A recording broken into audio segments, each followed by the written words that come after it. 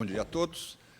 Nós estamos nos aproximando da fase final do nosso curso e, muito brevemente, eu gostaria de ressaltar a importância do debate, da aula, principalmente de hoje, principalmente para quem, como nós, deseja compreender em profundidade os mecanismos que mercantilizam tanto, que tornam as nossas cidades tão desiguais, tão excludentes, tão devastadoras, quanto para debater as alternativas, as formas de, para citar o que a Raquel falou na primeira aula, de libertar a cidade da ditadura da propriedade privada, da ditadura da mercadoria. E a obra do Harvey, como destacou a Raquel também na primeira aula, se caracteriza, por um lado, pela capacidade que ele teve de romper com o marxismo ortodoxo, de descobrir formas de extração de mais-valia, de acumulação de capital, que eram formas distintas das formas tradicionais, centradas na indústria, na produção industrial, de identificar a cidade como um local, um novo local de produção de valor, de produção de mais-valia. Num certo sentido, essa obra, décadas depois, essa vertente é retomada pelo Tony Negri, que debate também a metrópole como centro de geração de valor a partir de bens imateriais, inclusive. Mas, por outro lado, quem examina a obra do Harvey vê que essa libertação em relação ao marxismo dogmático não o tornou menos rigoroso, e não o fez se distanciar de uma característica especial, muito particular do marxismo, que é enxergar as condições materiais que condicionam a vida social e que condicionam as relações sociais também. E a Mariana Fix e a Leda Paulani vão debater, em particular, essa situação. Me parece muito instigante examinar, por exemplo, algo que o Márcio Postman tocou de relance ontem, que é a capacidade do capital de buscar formas de valorização cada vez mais etéreas, cada vez mais virtuais, os mercados financeiros, por exemplo, e, ao mesmo tempo, de buscar a valorização no que é mais material, na selva de concreto, de vidro, de asfalto. Como essa relação se dá? Como a valorização procura as formas mais líquidas e, ao mesmo tempo, as formas mais sólidas? Como surgem mecanismos financeiros que estabelecem uma ponte entre esses dois universos, que permitem que você seja proprietário de uma grande propriedade imobiliária, mas, ao mesmo tempo, você a transforme em títulos e você possa ter liquidez a partir dela? E, ao mesmo tempo, que outros mecanismos, que mecanismos alternativos permitiriam satisfazer as necessidades humanas relativas à habitação, à mobilidade, a lazer, nas grandes cidades, livrando-as, ao mesmo tempo, da ditadura da mercadoria, da ditadura da propriedade privada. Então, a Mariana e a Leda são pessoas extremamente qualificadas para falar sobre isso. Numa breve apresentação, a Mariana é arquiteta, é doutora em economia, é professora do Instituto de Economia da Unicamp. A Leda Paulani é economista, é professora de economia da USP, aqui em São Paulo, e é a nossa secretária municipal de finanças. Foi a nossa secretária de finanças. Com vocês, a Mariana e, em seguida, a Leda. Bom dia, ótima aula para vocês.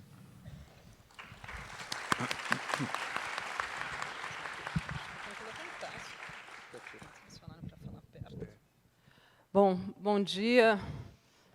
Bom dia a todo mundo. Tudo bem?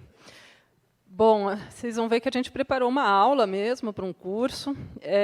A aula, segundo a encomenda, era sobre esse livro aqui, O Limites do Capital. Não é que eu trouxe tantos outros livros, mas eu trouxe aqui as edições, algumas edições anteriores, as edições em inglês.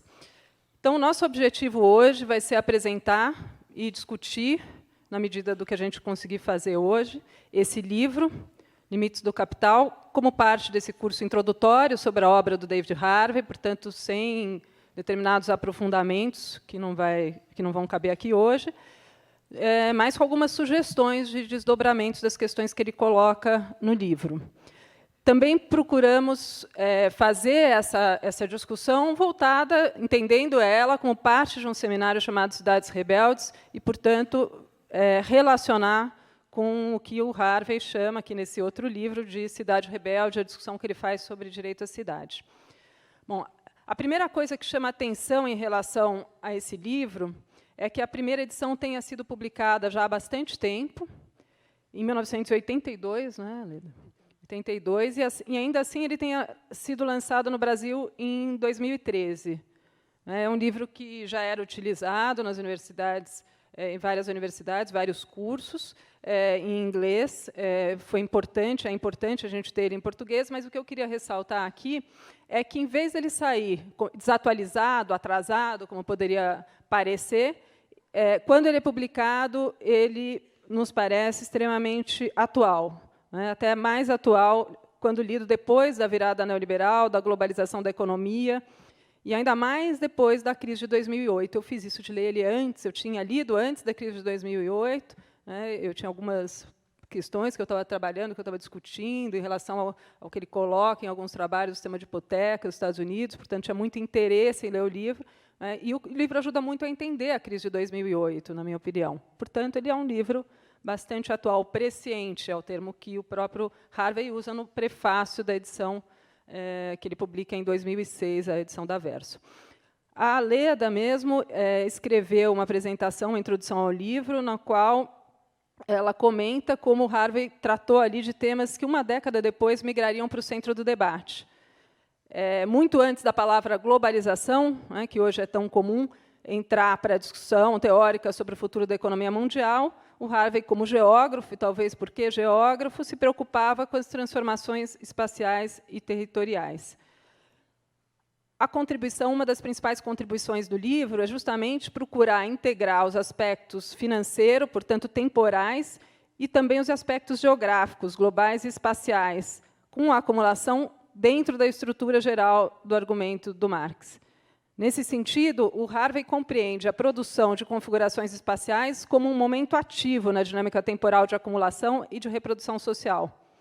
Esse termo que ele utiliza, momento ativo, por oposição a um mero reflexo. A cidade, o espaço, os imóveis não são mero reflexos do poder da acumulação de capital, mas elas são um momento ativo e, portanto, estudar, entender o espaço, o processo urbano, é importante também, na visão dele, para entender o capitalismo, né, para entender o futuro do capitalismo, para entender as possibilidades de transformação do capitalismo. É fundamental, de alguma maneira, passar por essa discussão da urbanização, né. Foi isso que ele ressaltou bastante ontem. Ele fez uma palestra para a gente lá no Instituto de Economia. Quando Marx escreve o Capital, o fenômeno da urbanização não tinha o peso, a importância que ele assume hoje, né. Então, ele vai, ao longo da história, mostrar qual é a posição, qual a importância que a urbanização tem na acumulação, nas crises. A Leda vai discutir isso mais adiante. Bom, então, achamos que nada melhor para fazer essa discussão do que começar, nesse contexto aqui nosso, como uma referência breve ao livro do Harvey, que justamente tem o título do seminário, dá o título ao seminário, que é esse Cidades Rebeldes, que tinha sido publicado em inglês aqui pela Verso como Rebel Cities, e em português pela Martins Fontes como Cidades Rebeldes. Eu vou pedir só para colocar as imagens, por favor. A gente vai ter que fazer sinais aqui, porque eu não tenho o controle para ir passando, mas eu tenho aqui anotado, então vou pedir, por favor, para passar as imagens. Pode passar, por favor. Então, esse é o livro Cidades Limites do Capital, e o próximo vocês têm aí a capa do livro que eu estou mencionando, o Cidades Rebeldes. Em seguida, algumas imagens de rebeliões recentes. Pode ir passando, por favor.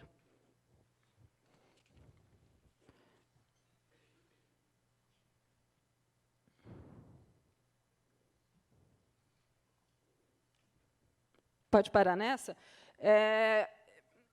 Esse assunto do direito à cidade vai ser tratado melhor amanhã. eu vou fazer algumas referências que nos ajudam a pensar por que para o Harvey e por que talvez para nós ou para quem pensa e milita, né, nessa área é importante, pode ser importante enfrentar um livro como esse, um livro como o Limites do Capital, que oferece algumas dificuldades, mas muitas recompensas também. O Cidades Rebeldes é um livro sobre o potencial revolucionário dos movimentos sociais urbanos. O livro ele não procura ter uma definição de direito à cidade, mas sim disputar o sentido do direito à cidade, né, que é apresentado por vários autores, movimentos sociais, de formas diferentes. Para isso, ele recorre, é claro, ao conceito e aos escritos do Henri Lefebvre sobre o tema, uma vez que, para o Henri Lefebvre, o direito à cidade é, ao mesmo tempo, um grito e uma demanda. A ideia do direito à cidade não surge fundamentalmente, diz o Harvey, de caprichos, modismos intelectuais, embora eles existam em grande número, como sabemos. Diz o Harvey, ele surge basicamente das ruas, dos bairros, como um grito de socorro e amparo de pessoas oprimidas em tempos de desespero. Um grito de socorro e amparo de pessoas oprimidas em tempos de desespero. No livro, o Harvey, a partir da leitura própria, da leitura que ele faz de Henri Lefebvre, defende o direito alienável dos que constroem e mantêm a vida urbana a criar uma cidade mais em conformidade com seus verdadeiros desejos. E ele faz isso, ele próprio, participando e acompanhando e dando subsídios para as discussões que estão acontecendo nas ruas. Ele enfatiza isso no livro, né? Não é um livro acadêmico, propriamente dito, se você considerar acadêmico como fechado na academia. É acadêmico no sentido como o Harvey entende. Para o Lefebvre, os espaços heterótopos, os espaços não hegemônicos, são aqueles nos quais algo diferente não apenas é possível, mas é fundamental para a definição de trajetórias revolucionárias. Não decorre necessariamente de um projeto consciente, mas daquilo que as pessoas fazem, sentem, percebem e terminam por se articular à medida que procuram significados para a sua vida cotidiana. Os momentos de irrupção, como esses que nós vimos, ocorrem quando grupos heterotópicos distintos se dão conta da possibilidade da ação coletiva para criar algo radicalmente novo. O Harvey defende, portanto, define o direito à cidade, ou defende, como nessa disputa pelo significado do termo, como muito mais do que um direito de acesso individual ou de um grupo aos recursos que a cidade incorpora, aos benefícios que a cidade oferece para alguns. Não se trata de reivindicar para aqueles que estão excluídos esses benefícios. Mais do que isso, é um direito de mudar e reinventar a cidade mais de acordo com os nossos mais profundos desejos. É claro que isso tem uma série de implicações. O que são os nossos mais profundos desejos? Como é que se exerce um poder coletivo? Quais são as resistências, uma vez se consegue exercer alguma forma de poder coletivo? É nesse momento em que esse movimento entra em choque com as realidades capitalistas e com o poder do capital. Portanto, examinar e dissecar o processo urbano em toda a sua profundidade é parte do que Harvey sugere nos seus livros, no qual discute, e particularmente num livro que eu trouxe aqui também, pode passar o próximo slide, que é esse, que, infelizmente, não temos ainda edição brasileira, já fica aqui como sugestão para Boitempo. Esse livro tem ensaios ainda inéditos em português, muito interessantes, e é nesse livro em que ele vai discutir as raízes da formação da consciência urbana. Portanto, é um livro bastante atual para a gente pensar as rebeliões que vêm ocorrendo. Para Harvey, a paisagem urbana não é mera testemunha dos poderes de transformação da expansão capitalista, mas tem lógica própria e formas específicas de contradição. Ou seja, o Harvey não vê a cidade como um reflexo, como um mero reflexo do modo de produção. Por isso, o entendimento dos processos urbanos, para ele, vão exigir categorias específicas de análise. Essa frase dele, acho que é uma frase bastante reveladora da maneira como ele entende isso. A paisagem urbana não é mera testemunha dos poderes de transformação da expansão capitalista. Ela tem lógica própria. Como entender essa lógica? Tem formas específicas de contradição, e, por vezes, elas acentuam as contradições do próprio sistema capitalista. Vou acrescentar aqui só uma observação. Eu acho que o Harvey seguramente é dos marxistas contemporâneos aquele que agrega, né, acrescenta, faz avançar a teoria marxista, a teoria econômica, vamos dizer assim, do Marx. E ele focou, como a Mariana já disse no início, pôs o seu foco nas questões relativas ao espaço, né? Porque o capital ele se objetiva. O capital não é uma entidade etérea, né? Ele se objetiva e ele se objetiva no espaço. Por mais que haja capital fictício, a objetivação dos processos capitalistas acontece no espaço, né? E ele é despertado para isso por suas preocupações como geógrafo, urbanista, e ele, então, a partir de todo esse desenvolvimento que ele faz no Limites, né, nos limites do capital, que a gente vai discutir um pouquinho para frente, ele é um marxista hoje que fala muito pouco em materialismo histórico, ele não usa mais esse termo. Ele fala na geografia histórica do capitalismo, né? Porque a história, claro, digamos, a dimensão do tempo, né? de como, historicamente, o sistema vem se afirmando a despeito das crises e tudo mais, mas ele também se objetiva e a gente tem que prestar atenção para digamos assim, os resultados no espaço desse processo histórico, né? E a questão urbana é a questão que sobressai, né? Porque o ambiente urbano, como todos sabem, é o ambiente por excelência da relação social, por excelência do modo de produção capitalista, que é o mercado, né? É no espaço urbano que as trocas acontecem. E a vida da humanidade passa a acontecer também muito mais no espaço urbano do que fora dele. Então, a atenção para os movimentos urbanos, para o direito à cidade, tudo aquilo que a Mariana está falando, se coloca como um imperativo para quem quer que seja crítico ou marxista. Eu queria só lembrar, né, essa questão de que ele fala da geografia histórica do capitalismo, ele não usa mais o materialismo histórico. Então, é justamente por esse entendimento que ele vai procurar categorias específicas de análise, não é? E vai procurar, na leitura que ele faz do Marx, ele já contou isso várias vezes, não é? Ele deu, acho que, 40 anos, né, esse curso do Marx, talvez daí, eu não sei como é que eram as aulas quando ele começou, essa capacidade dele de comunicar, bom, enfim, que a Leda também tem, por sinal, eu já fiz os cursos dela também sobre o Capital. Então, essa leitura dele que ele fez, sistemática e repetida, do Marx, permitiu a ele localizar, dentro das categorias que estão na análise do Marx, aquelas que precisam de algum tipo de desenvolvimento a mais, né? Aquelas que não estão totalmente desenvolvidas, porque, a gente sabe, não é uma obra totalmente acabada. E, então, justamente esse livro, Limites do Capital, foi, em parte, a resposta do Harvey essa necessidade de compreender melhor esses aspectos da obra do Marx e do Engels, que ele considerava importante para discutir tudo o que acontece nas cidades. E aí, o próximo slide. Sobre acumulação, algumas das categorias que ele mesmo enumera. Sobre acumulação, capital fixo, meio ambiente construído, dinheiro e crédito, capital financeiro, renda da terra, incorporação imobiliária, mobilidade do capital e do trabalho, gastos públicos e crise, entre outros.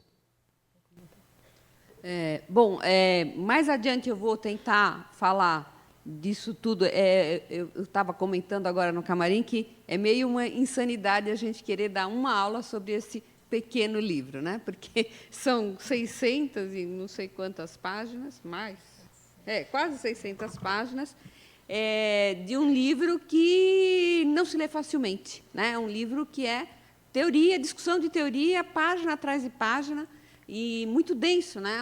É um livro bastante difícil mesmo. Então, a gente tentar dar uma aula, né, para um público com formação heterogênea sobre um livro como esse é um empreendimento arriscado, mas eu e a Mariana, melhor dizendo, a Mariana e eu, porque quem montou tudo foi ela, né? Vamos tentar, né? Então, o que a gente resolveu fazer? A gente resolveu focar dentro de toda a discussão que tem no livro, né, aquilo que é importante para o tema do seminário, que é a questão urbana, são as cidades rebeldes, né? Então, esses conceitos que estão aí, claro que o Harvey não criou todos esses conceitos, né? Muitos deles já estavam no próprio Marx, na maior parte deles, né? Mas, por exemplo, meio ambiente construído, não, né? É uma coisa que ele cria, mas a forma como ele trabalha com essas coisas, a importância que ele dá para o capital fixo, né?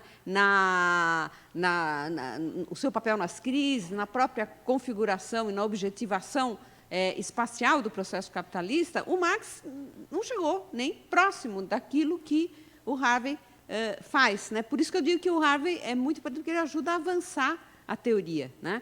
Então, esses conceitos que estão aí são os conceitos que ele articula neste livro, né, para justamente discutir como que o capitalismo se objetiva nos espaços urbanos, né? E o que consequências isso tem a vida das pessoas, enfim, para a humanidade, vamos dizer assim.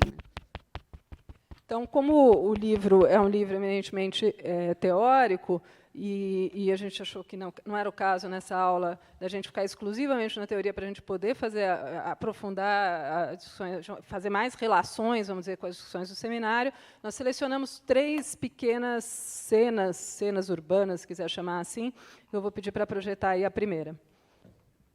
Bom, a primeira, então, é em 2008, a crise financeira mundial, a gente sabe, foi batizada como crise de 2008, embora, em 2007, já milhões de famílias tivessem começando a ser despejadas nos Estados Unidos. Alguns bairros ficam devastados, como o bairro de Pittsburgh. Por favor, passar a próxima. Esse é o processo. Então, foreclosure é o termo em inglês para despejo, né, para execução hipotecária, mais precisamente, mas que termina num não despejo. Passar o próximo. Havia uma promessa, não é, na sociedade americana, na famosa sociedade da casa própria, que vinha sendo construída desde os anos 30, de que o preço da terra iria sempre para cima, e, nisso, muita gente, de alguma maneira, vinculou os seus imóveis a um jogo especulativo. Hipotecou, vamos dizer, a sua casa, não é, para conseguir algum tipo de empréstimo que permitisse continuar dando conta da saúde, da educação, também do consumo, mas não só do consumo, né? Tem que lembrar que os Estados Unidos têm um bloqueio em relação aos direitos, então a saúde e a educação são cada vez mais tratadas como um problema a ser acessado pelo mercado, portanto, com custos elevados, de maneira que as pessoas são, por vários processos, muito incentivadas a colocar a sua casa, que, do ponto de vista do Marx, seria, vamos dizer, a gente poderia pensar, seria o seu trabalho passado, que, de alguma maneira, se cristalizou nessa casa, né, dentro desse jogo. E, de alguma maneira, condenar, portanto, o seu trabalho futuro a ele. Por que o seu trabalho futuro? Porque, a partir do momento em que ele assume esse empréstimo lastreado, né, que tendo como garantia o seu imóvel, ele vai ter que pagar esse empréstimo. Se ele não pagar esse empréstimo, em 3 ou 4 meses, dependendo do Estado, dos Estados Unidos, tem mais ou menos garantias, ele é despejado. E é isso que acontece no próximo slide. Em grande quantidade, isso é só para dar uma ideia do volume, e, no próximo, para dar uma ideia da cara que isso assume, quando milhões de famílias são despejadas. Na próxima slide, a gente percebe como esses despejos são muito concentrados, no próximo slide, na verdade, aí a importância, de novo, da geografia ou do olhar para o território, para o espaço. Mas, se a gente olha só os números com os quais, em geral, a economia costuma tratar, a gente perde algumas coisas importantes desse processo. Não é só que foram, e já seria bastante importante, né, milhões de execuções hipotecárias, é que elas foram concentradas territorialmente, e foram concentradas do ponto de vista étnico-racial, né, por determinadas populações. Então, essas populações sofreram de maneira muito desigual os impactos da crise, não é? A porcentagem de empréstimos que são originados para os afro-americanos, não é? É aquela concentração grande ali. E são justamente esses bairros que tinham a concentração do empréstimo de tipo subprime, empréstimo de segunda linha, pode passar o próximo, como esse Pittsburgh, em Atlanta, que eu visitei em janeiro de 2013, as casas estavam nessa situação. O que significa essa situação? Essas casas tinham sido dadas em garantia para os bancos e na crise, é o momento, tem um presidente do Banco Central que faz essa frase famosa, é quando os ativos voltam para a mão dos seus verdadeiros donos. Quando a casa ingressou nesse sistema, né, os seus verdadeiros donos passaram a ser o capital na sua forma mais abstrata, o capital financeiro. E é isso que se confirma nesse momento, no momento dos despejos. Tem mais algumas imagens aí desses despejos neste bairro de Pittsburgh, em Atlanta. A imagem próxima é justamente do aviso da execução hipotecária. Pode passar. E a próxima é das tentativas também de resistência em relação a isso. Esse movimento é um movimento que eu acabei conhecendo lá, participando, inclusive, de uma das ações deles. Eles pegavam a lista das pessoas que estavam com aviso de execução hipotecária e visitavam. Né? E eles me convidaram para participar de uma dessas visitas. Como nesse dia muita gente não pôde ir, foi só eu e mais um, então, nesse dia, eu fui metade do movimento Occupy Our Homes Atlanta, o que foi uma honra, e eu aprendi muito com isso, porque a gente justamente viu aquilo que o David Harvey já tinha comentado. Por que as pessoas não reagem? Por que milhões de pessoas sendo despejadas e não há uma reação à altura, vamos dizer, na sociedade americana? Em grande medida, porque internalizaram muito as visões, né, do neoliberalismo. Internalizaram o quê? Que a culpa é delas, que é um problema individual, né, que elas falharam, que elas não foram capazes de gerenciar suas finanças domésticas, como se tratasse de um problema de finanças domésticas. Então, esse foi o estopim da crise financeira mundial. Não é só isso que explica a crise financeira mundial, mas o boom imobiliário prometido no livro, que parecia tão virtuoso, de tão virtuoso queriam copiar no Brasil, né? E ele mostrou-se, na verdade, uma bolha e explodiu. E essa explosão tem consequências devastadoras.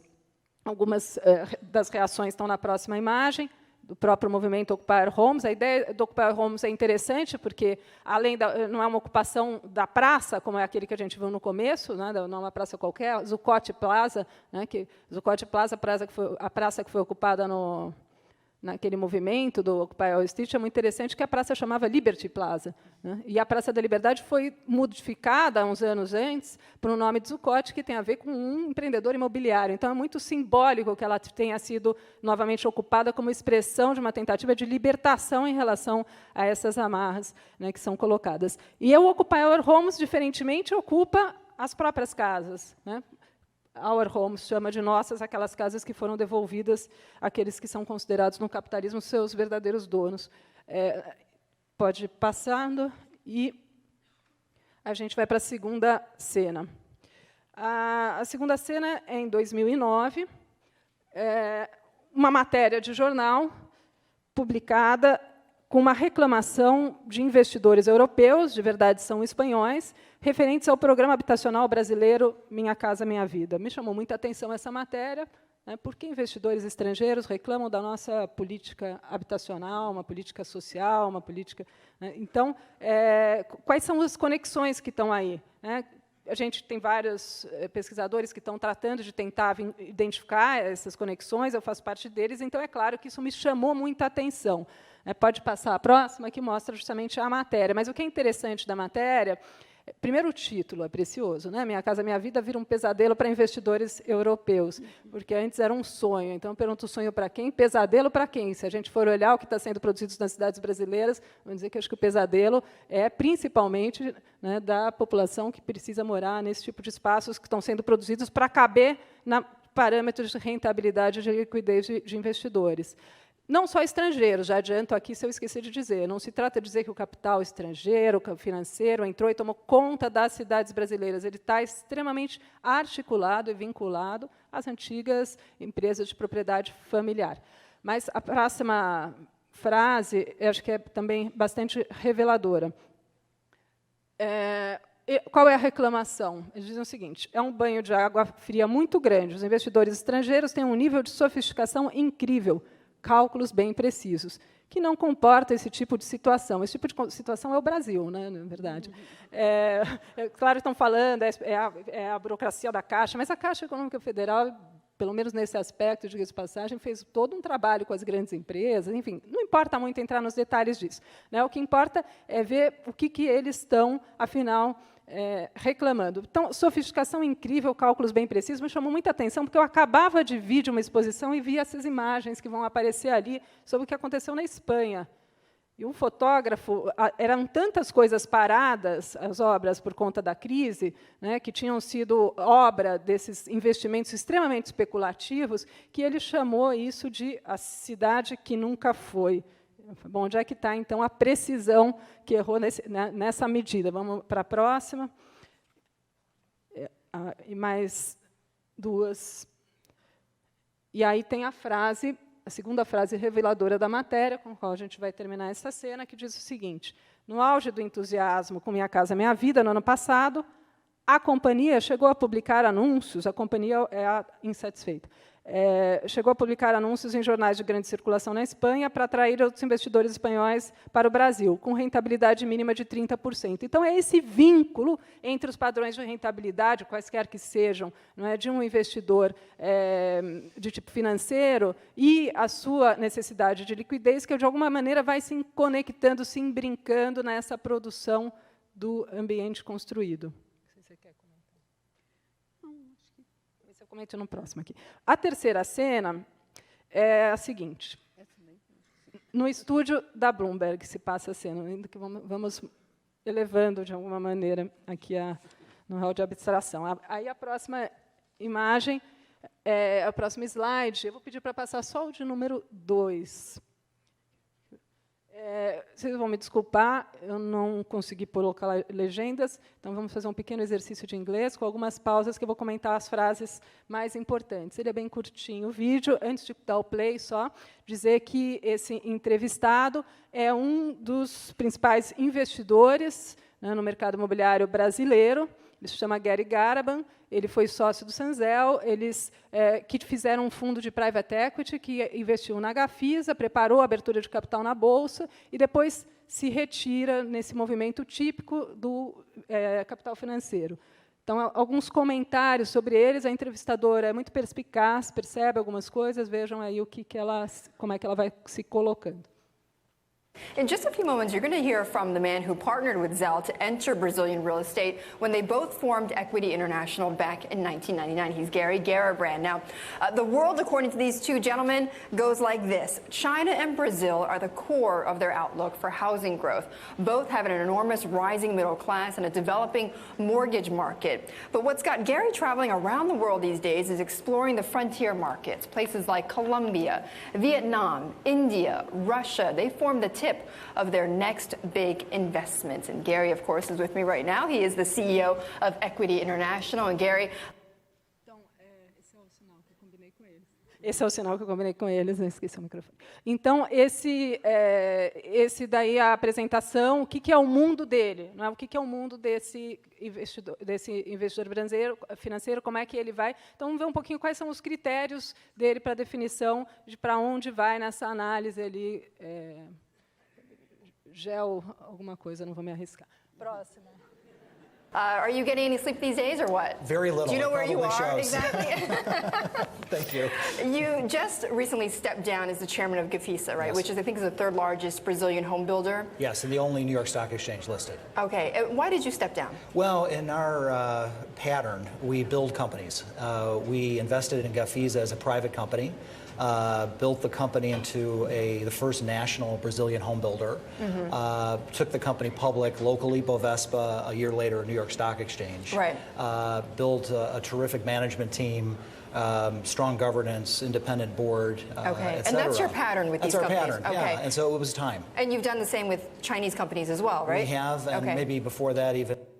Então, a palavra-chave aqui é o padrão, né? Há um padrão nesse tipo de investimento. Qual que é o padrão? Entrar na empresa, o padrão especificamente dessa modalidade, tem outras que eu não vou comentar hoje, dessa modalidade de investidor. Pega uma empresa, ainda de capital fechado, compra uma parcela dela, chama isso daí de private equity, né? Para a abertura de capital na Bolsa, e Então, aí, por que a pergunta dela? Por que você saiu da Gafisa? Havia algo errado com o mercado brasileiro? Havia algo errado com a Gafisa que fez com que você saísse? Né? É uma pergunta, ela provavelmente sabe um pouco, mas pergunta supostamente ingênua. E ele diz, não, é justamente o contrário, esse é o nosso padrão. Nós vamos entrar, fazer ela ficar ir para a Bolsa, subir muito o valor de mercado dela em pouco tempo, e depois a gente sai. Como é que sobe muito o valor de mercado de uma empresa em pouco tempo? Não vou dizer aqui, porque seria toda uma outra conversa. Mas o que importa é que este fazer subir o valor de mercado em pouco tempo para poder conseguir realizar os ganhos numa temporalidade típica do capital financeiro tem consequências importantes sobre a paisagem urbana, sobre a vida social, sobre a formação da consciência, sobre tudo isso que a gente está discutindo aqui hoje e nesse seminário. Pode ir. More to the point, Homex in Mexico also followed this pattern. So does this, your stepping down at Gafisa, does that signal a turning point for your investments in that country? No, not at all. Our enthusiasm remains at the highest level. We love the housing sector. The demand, unmet demand for housing remains over 7 million units. Household formation is outpacing house production by a wide margin, which means that there's going to be this gap that continues to grow over the next 10 to 15 years. I want to bring up, and I think we have this graphic for our viewers, which essentially shows the housing deficit. You mentioned the housing, the unmet demand, but there's a... Então, we love o que ele falou? Housing... Hã? We love housing, acho que. Housing sector, achei aqui minha anotação. We love housing sector.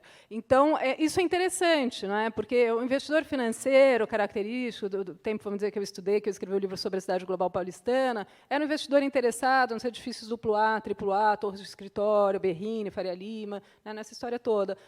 Vários motivos fizeram com que esses investidores no Brasil se deslocassem para o mercado residencial. O que foi que modificou?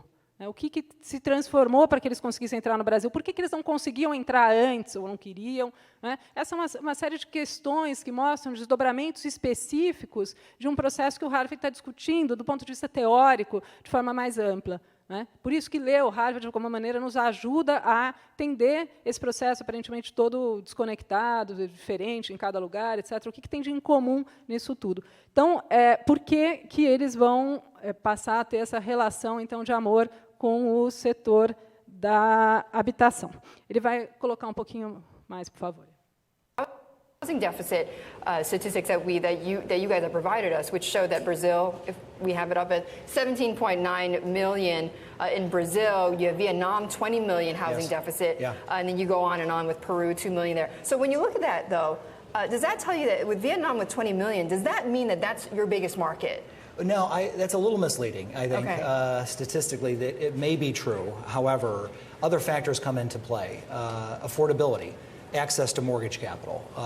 Vietnam has yet to establish a sustainable mortgage system compared to, say, a Mexico or a Brazil.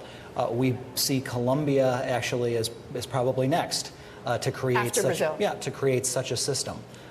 Colombia is a country of 45 million people. That's about half of Vietnam, and yet, in our view, it's positioned to respond more quickly.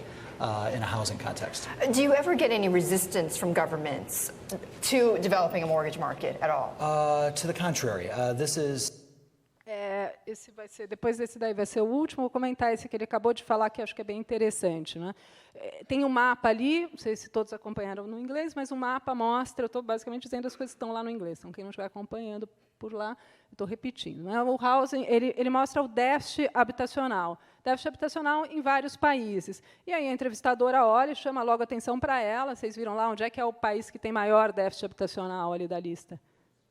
Então, pronto, né? É para lá que o investidor vai. E aí ele fala, não, isso é um pouco misleading, isso é um pouco enganador. Na verdade, a estatística, eu diria que sim, mas tem outros fatores que entram em consideração. Então, isso é interessante ver o que são os fatores que entram em consideração para que esse processo aconteça. E aqui a gente relaciona muito com o que o Harvard está discutindo. Nós estamos falando de uma pressão do capital financeiro para, de alguma maneira, conseguir se conectar com as cidades, para conseguir entrar no meio ambiente construído, né, e conectar um circuito com o outro, jogar, né, o meio ambiente construído dentro dessa órbita da circulação do capital financeiro. E aí ele diz, bom, então tem outros fatores. Quais são esses outros fatores? É o que o Harvey vai falar. Esse desdobramento ele se dá, essa pressão acaba gerando arranjos institucionais diferentes em cada país.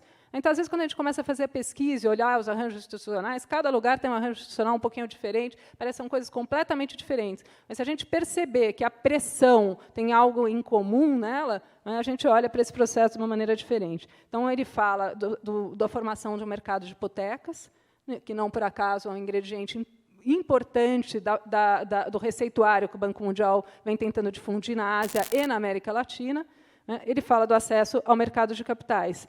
E não é à toa que a gente vê que a boa parte das empresas brasileiras, das incorporadoras brasileiras, abriram capital na Bolsa de Valores nos últimos anos, e, de alguma maneira, via a abertura de capital e não via desenvolvimento do mercado de hipotecas, no nosso caso, por vários motivos que não vem o caso discutir, de alguma maneira se conectou um pouco mais com isso, embora mantendo ainda longe, né, daquilo que acontece nos Estados Unidos. A maneira como esse processo se desdobra num país como o Brasil. E a parte final, eu fiquei na dúvida se colocava, mas é que tem uma parte bem interessante ali, acho que vale a pena a gente ver, sobre a China. Pode passar, por favor. It falls into the long-term positive infrastructure for countries creating a middle class, drawing on feeding the aspiration of young people is a very good thing. Okay. We have yet to meet a government, frankly, and we don't. You mean even after seeing what's happened here in the U.S., you never get any pause? Well, Right? I think we've got a good 20 years before we get to Before the stage. things get screwy down there. Yeah, I'm sure they will, but it'll be some time. I know you guys travel sometimes, right, to these countries. We do. What was the last one that you and Sam visited? We were in Brazil for a Okay. week, visiting various partners, both current and prospective. All right. China is another one of your core markets, Yes. and a lot of people talk about the rising middle class in China. Is it as big an opportunity as some are saying it is? Yes, we believe it is. China is vast, you know this, in population terms and land area terms. The amount of progress that's been made in such a short period of time is astounding. But how would you compare China to Brazil? Well, it's very different. I mean, the people are very different. We're in the partnering business. We have found amazing partners in Brazil in terms of their want to learn, Right. and to build serious companies alongside with and for our purposes. Brazil. In Brazil. In What China. about China? The first-generation entrepreneurs are different, more challenging. Okay. They are much more patriarchal, one foot in communism. And one foot in capitalism. Yes, and struggling a bit with that. I'm glad you mentioned that, Gary, because I do want to roll, because your partner, Sam Zell, was a bit more direct in saying this, and this is what he told me at that forum. At this particular stage in China's evolution, if you go look at these guys who have got these companies up to this point, they're basically tyrants. Tyrants. Yes, well, that is that would be a descriptor. Bullies would be another, and we're collaborators, and we're building organizations, and so we're working tirelessly with these guys Right. To build terrific companies, and it is a struggle. No, So no it's more question. difficult to deal with these For companies. certain. At the same time, the opportunity is vast. And we are eternal optimists, and we look ahead to the next generation. Right. Assuming we get there ourselves, the next generation of entrepreneurs are much more worldly and sophisticated, and we're very excited about that. Right. I know you have one or several Chinese companies you've We have invested in. three, One yeah. is Xinyuan, Xinyuan. which I think is one of the first ones that you Yes, invested in. yeah, as a home builder, and Jinrei, another privately held, Xinyuan being publicly traded, Right. and Yupei, which is a privately held logistics A lot of people talk business. of a bubble in China, housing bubble. Yeah. Well, I think it's, again, we'll go back to the government influence on capital flows, and the government's influence over the banks and providing capital to both corporate and But you don't buy private. into it, though. Well, from time to time, I think there are bubbles that get created. We see it. Our home builders are very sensitive to the cost of land. Right. The economics have to work Right. For our communities to work. And from time to time, there's too much capital in the system, which explodes prices. People who shouldn't be competing with us are competing with us, and then they recede as the government pulls back. Gary, really quickly, what is the one market that you would like to be in that is just not ready yet? Well, vamos parar por aqui. Só falta uma frase interessante dele, eu vou falar a frase para a gente poder passar para a próxima. Então, tem muita coisa interessante, acho que, nesse trecho. A primeira coisa, ele fala sobre a aspiração das pessoas jovens. Não é só a transformação das instituições, do marco regulatório, a criação de um sistema financeiro imobiliário, como foi no Brasil, jogar subsídios num programa habitacional, tem outras coisas. Criar aspirações. Isso acho que diz muito a respeito desse livro do David Harvey, tanto do Experiência Urbana quanto do Rebel Cities. E criar aspirações é algo que os Estados Unidos vem fazendo há muito tempo, como vocês vão ver no próximo slide, desde os anos 20. Ele tem essa campanha, que não era a Sociedade da Casa Própria, é um traço cultural dos Estados Unidos, que depende do que você entender por cultura, é um traço que foi historicamente e socialmente produzido, inclusive com a participação de campanhas de marketing, com fortes implicações de gênero, como dessa imagem, faça feliz, construa uma casa antes. E essas campanhas continuaram, houveram, no próximo slide, uma mudança fundamental para entender esse processo todo, do ponto de vista, aí sim, do marco regulatório, toda a mudança da virada neoliberal, que faz com que se advogue nos anos 80, bem quando o Harvey está escrevendo esse livro, exatamente aquilo que ele está falando, que o capital seja liberto das distorções supostamente geradas pelas políticas habitacionais do governo e possa trazer para que podem trazer para a habitação muito mais do que programas federais, ou seja, nada de direito à cidade como negócio. É bem claro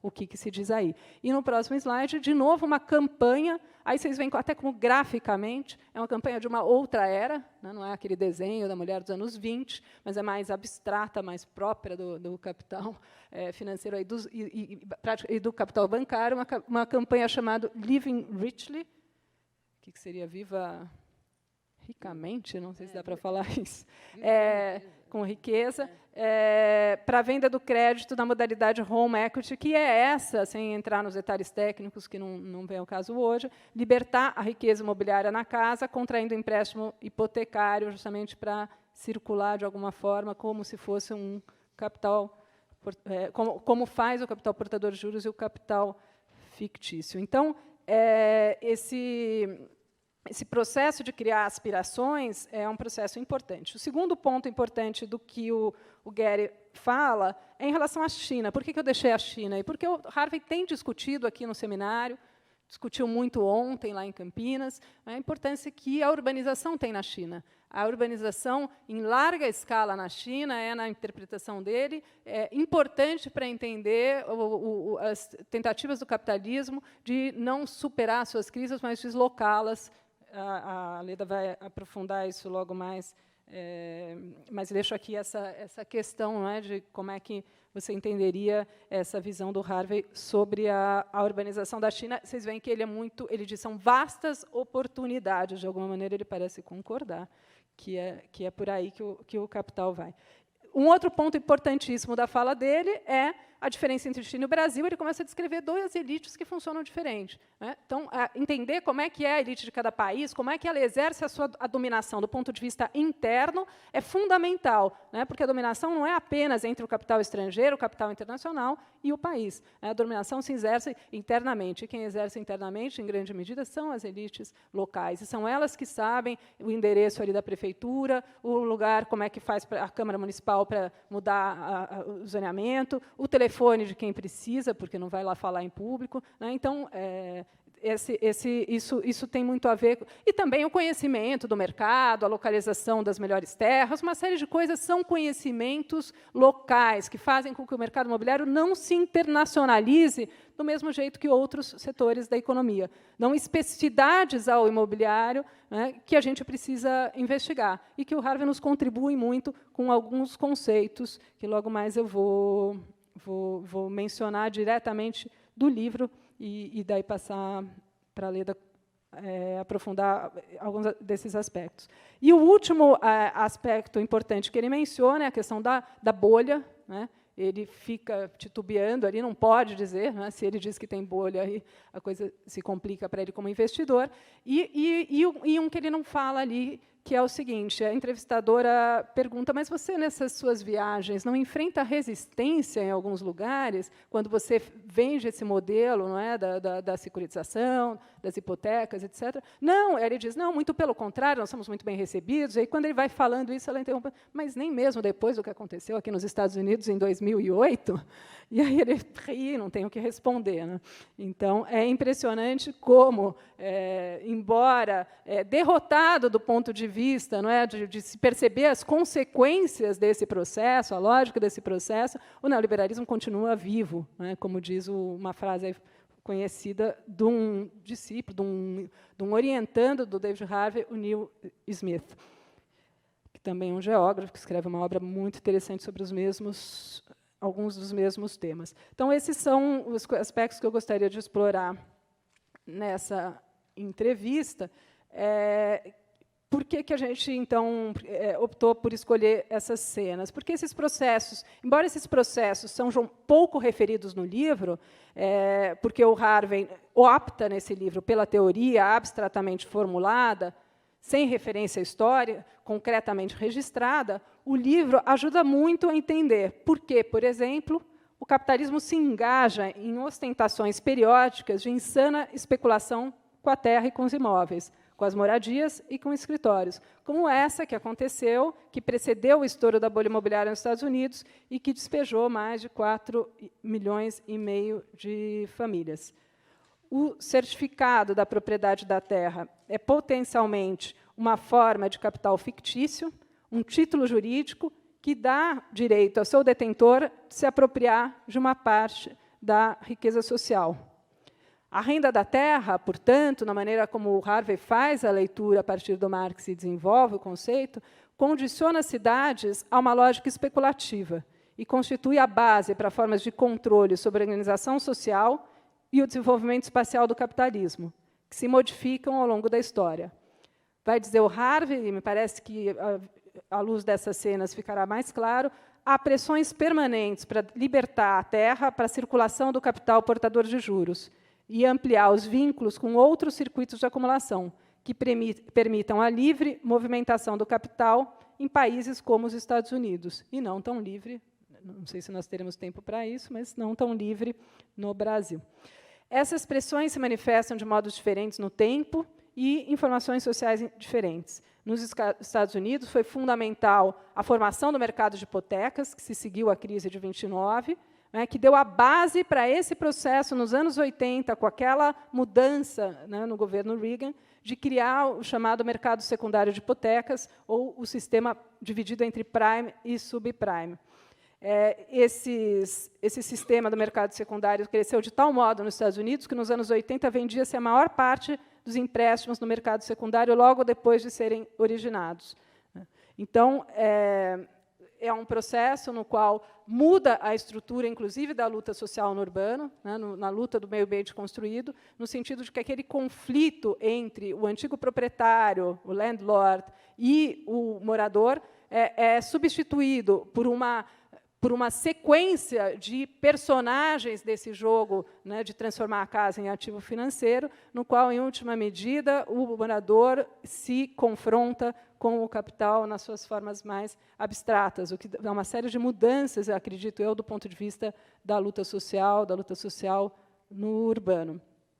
Bom, o que eu vou terminar é discutindo um pouquinho um dos capítulos do livro, um dos conceitos do livro que me parecem mais interessantes, que é o da renda da terra. O Harvey, para discutir a renda, o que é a renda da terra, né, em primeira casa, é um pagamento que é feito a um proprietário pelo fato dele deter uma parcela do planeta Terra. Esse título de propriedade dá o direito a ele de se apropriar de uma parte da riqueza social. A renda da terra é diferente, por exemplo, de outras formas de apropriação da riqueza, né, como os juros e como o lucro, ou como a mais-valia. Então, a renda da terra tem essa especificidade. Deixa eu fazer só uma uma pequena precisão teórica aqui que nos ajuda, adianta um pouco o que a gente vai discutir. Renda é um tipo de rendimento que é distinto do salário e do lucro. Por quê? Mas não é distinto do juro, no sentido que eu vou colocar.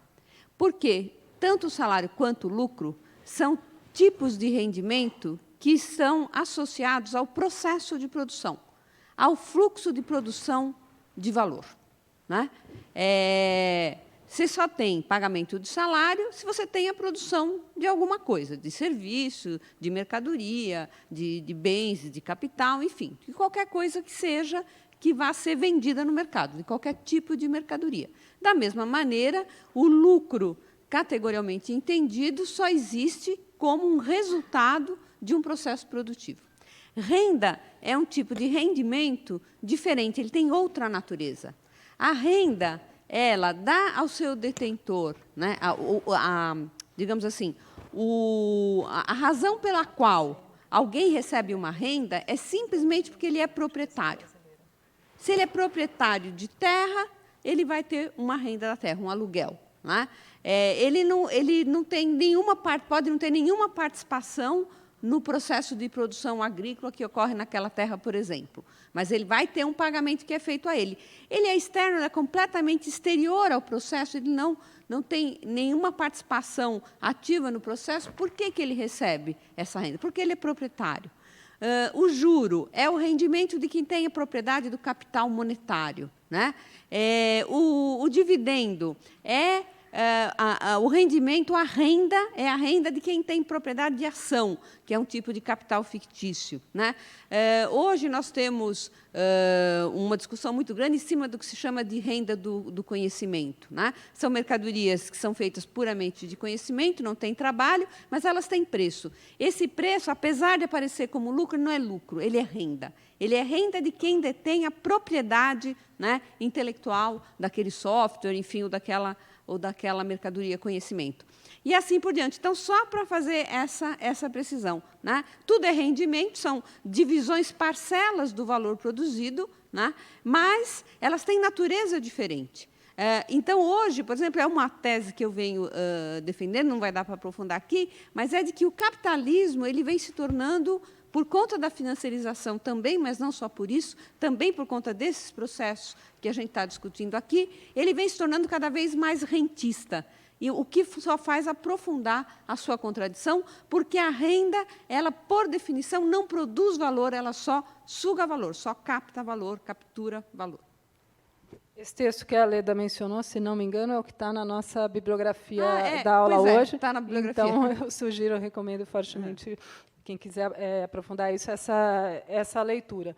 E a questão aí é a especificidade da renda da terra, no sentido de que maneira ela vincula essa forma de rendimento, né, ao mercado de terra e de imóveis, né? E o que o Harvey vai dizer? Ele fala, se você olhar isoladamente para isso, há riscos de cair em alguns equívocos. Como é que ele fala disso? Ele fala que há erros anteriores na interpretação da renda que surgiram precisamente de uma falha de integrar esse aspecto isolado da distribuição na teoria geral da produção e distribuição que Marx propunha. Isso motivou Harvey a escrever o livro prestando atenção particular na circulação do capital nas áreas construídas, no sistema de crédito e na produção das configurações espaciais. Então, essa relação, perceber esses vínculos, que vai permitir a ele ter uma interpretação diferente, distinta de renda de vários outros autores e a meu ver, mais profícua para entender o processo, esses processos que a gente está discutindo. Passar a próxima slide, por favor. Então, aí temos, de novo, o nosso livro. Estamos sempre tentando ficar ali perto deles, discutir o livro. E no próximo, os capítulos que o próprio Harvey destaca, que são aqueles mais a objetivos diferentes, a questões diferentes no livro, né? Nós estamos enfatizando os aspectos que mais ajudam na discussão para dissecar o processo urbano e que mais revelam também, vamos lembrar que é sempre de mão dupla, né? No que dissecar o processo urbano ajuda a entender de forma diferente a própria acumulação. São esses os capítulos, a gente evidentemente não tem tempo, eu gostaria de fazer discussão sobre o capital fixo, que eu acho que é das das mais interessantes. Ele discute isso num texto que tem um nome, Isabel lembrar aqui, o Espaço, o Capital, a Luta de Classes no Meio Ambiente Construído, algo assim, que foi publicado no Espaço Debate. Lá tem uma discussão muito interessante sobre o que é o ambiente construído, né, como é que o capitalismo ele próprio institui essa separação entre o viver e o trabalhar e separa as lutas sociais em duas. Né, aquelas lutas que se dão no ambiente do trabalho, né, que são mais tratadas, em geral, pela literatura e talvez até pelas lutas sociais, e aquelas lutas que se dão no tal do ambiente construído, e que, por definição, são fragmentárias. Daí a dificuldade toda que a gente vê na discussão que voltou várias vezes em perguntas, né, tanto lá em Campinas quanto aqui, para o Harvey, mas como é que a gente trata o direito à cidade? São lutas tão fragmentadas. Justamente, ele usa o conceito para tentar dar ele chama uma espécie de guarda-chuva que junte essas lutas todas. Bom, esses capítulos todos aí a gente vai discutir, está discutindo já, não é? E na medida do possível. E o capítulo, então, sobre a renda da terra, onde ele procura... tem algumas coisas importantes que ele vai discutir. Tentar falar um pouquinho só das contribuições mais originais dele em relação a esse capítulo, que, de resto, inclui toda a discussão sobre a renda da terra. Principal que ele vai, acho que, contribuir mostrando por que o capitalismo, que é um sistema que destrói tantas outras formas pretéritas, mantém essa forma de pagamento que a Leda estava falando, que, de certa forma, é exterior ali ao processo de produção. Então, por que ele mantém isso? Por que ele, não, de alguma maneira, não cria outras formas, né, de acesso à terra urbana que não precisem pagar para um proprietário de terras?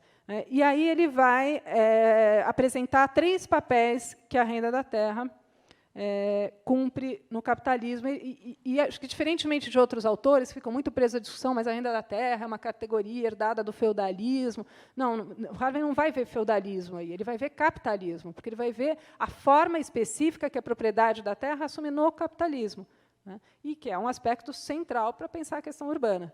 Né, qual é essa forma? E ele vai dar, então, vai apresentar esses 3 papéis, claro, tudo a partir da leitura que ele faz do Marx, não preciso repetir. O primeiro é a separação do trabalhador braçal da terra como meio de produção. Essa é a questão clássica.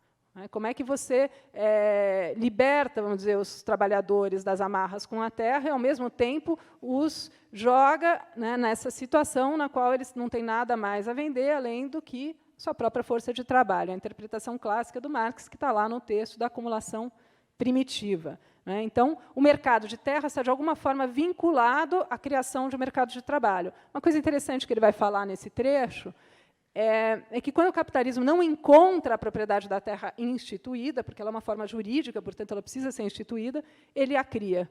E ele não fala isso, mas a gente sabe, pela história da propriedade da terra no Brasil, que isso aconteceu no Brasil. Né? O Brasil, a gente sabe, não passou por um processo de feudalismo, portanto, não havia como você reformular o Estatuto da Terra Feudal e transformar numa forma especificamente capitalista. O Brasil já surge no capitalismo. Mas, em 1850, nós temos a nossa Lei de Terras.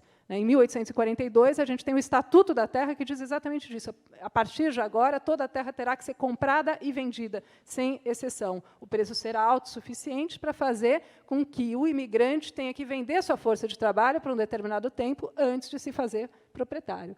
Não pode ser mais claro do que isso nesse vínculo entre propriedade privada cercada da terra, não acessível, portanto, à maior parte da população, e o mercado de trabalho. Então, onde ela não existe, ela é criada. Esse é o primeiro aspecto. O segundo aspecto que o Harvey vai dizer é que ele chama assim a posse da terra e o princípio da propriedade privada. Fala, bom, a gente já viu essa discussão muitas vezes, né, quem participa dos debates sobre isso, fala, bom, mas o capital imobiliário está aí, tem que ficar, os terrenos estão muito caros, você tem que ficar aguentando essa especulação imobiliária toda, por que a gente não dá um basta nisso, aplica o nosso Estatuto da Cidade, mecanismos contra a especulação, e vocês vão produzir, ganhar muito mais, e etc. Aí tem um problema que está mais claro aqui no texto do Harvey, tem um segundo que talvez não esteja tão explícito. A primeira questão é que, segundo ele, um ataque a uma forma de propriedade pode lançar dúvidas sobre outra. E qual é a outra? E essa é muito importante para o capitalismo. São os meios de produção. Então, aí desperta um pouco demais a imaginação, talvez, das pessoas, não é? Se não precisa da propriedade da terra, talvez comecem a pensar em... Então, desnaturaliza a renda como relação social. Desnaturalizar a renda como relação social pode levar a desnaturalizar o trabalho como relação social. Assim, eu entendo o que o Harvey está dizendo aqui. Um segundo motivo é, e aí a gente não vai ter tempo de discutir, mas é que muitas vezes, o próprio incorporador imobiliário ele obtém mais ganhos nas operações especulativas, nesse mecanismo que a Leda explicou de captura da renda, do que no lucro no canteiro de trabalho. Ele combina. O lucro no canteiro de trabalho é importantíssimo, por exemplo, no capitalismo, para entender o Brasil, né, o processo de exploração do trabalho no canteiro de obras. Mas ele aparece, para uma boa parte das empresas, combinado a grandes operações que aumentam muito os ganhos. Bom, e a terceira e última motivo do que o Harvey fala é talvez a maior contribuição dele, e eu vou, acho que, daí parar nesse para que vai dar o tempo que a gente combinou aqui para eu passar a palavra para a Leda. Então, se o primeiro, só relembrando, não é? O primeiro é a separação do trabalhador em relação à terra, não é? A separação do camponês em relação à terra, a criação da força de trabalho, condição básica do surgimento do capitalismo, né? Das origens do capitalismo. Se o segundo é esse caráter quase sacrossanto da propriedade privada, não colocar em questão isso. O terceiro que ele vai falar é a propriedade da terra e fluxo do capital. Uma contribuição importante do Harvey é mostrar que, enquanto aspectos negativos das intervenções da renda da terra foram bastante já enfatizados, todo esse parasitário, se apropria de uma parte da riqueza, etc., pouca atenção vai dar ao que ele chama de um papel positivo, do ponto de vista do capital, de coordenação do fluxo de capital sobre a terra e mediante a terra, de maneira a apoiar amplamente mais a acumulação. É como se o sistema de crédito, uma vez que a terra é libertada para a circulação do capital portador de juros, ele funcionasse como uma espécie de sistema nervoso central, que vai alocando as terras aos seus usos mais rentáveis do ponto de vista do capital. E, lendo isso, a gente lembra muito, pelo menos eu lembrei aqui, não sei se vocês estão lembrando dessa coisa, como é que nas cidades a gente vai ter todos esses movimentos de reorganização territorial.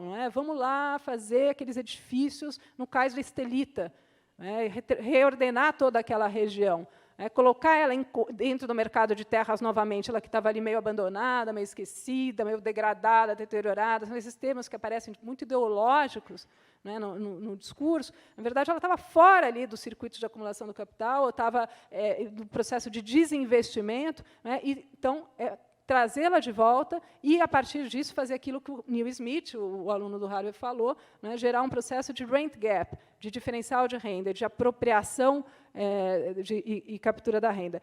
E isso vai transformando a paisagem urbana, o que, do ponto de vista do capital, pode ser interessante, e não deixa ela parada. Mas ele vai dizer, mesmo do ponto de vista do capital, esse processo aparente, desse dispositivo de racionalização, se transforma numa fonte de contradição.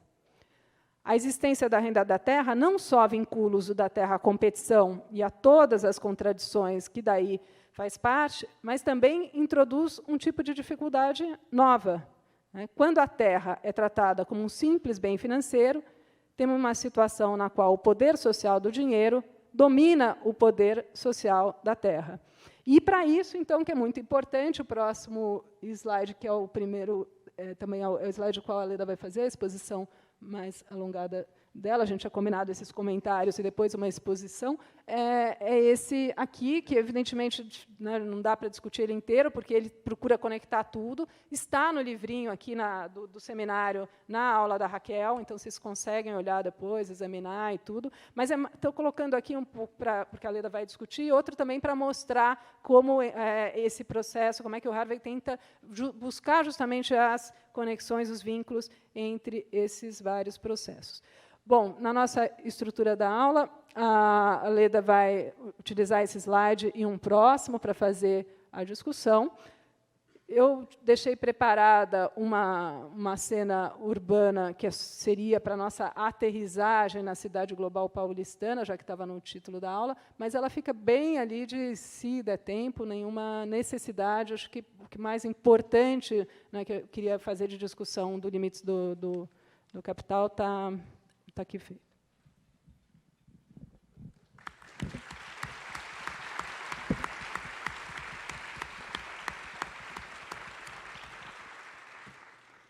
Bem, eu vou falar de pé, porque não sei muito falar sentado. Eu pedi para deixar esse slide, porque é um esquema que está no próprio livro do Harvey. É nesse vermelhinho aqui, né, que eu aperto? Essa frente ali. Hã? No vermelhinho. E bom, aqui, eu vou tentar dar uma explicada aqui bem resumida, né?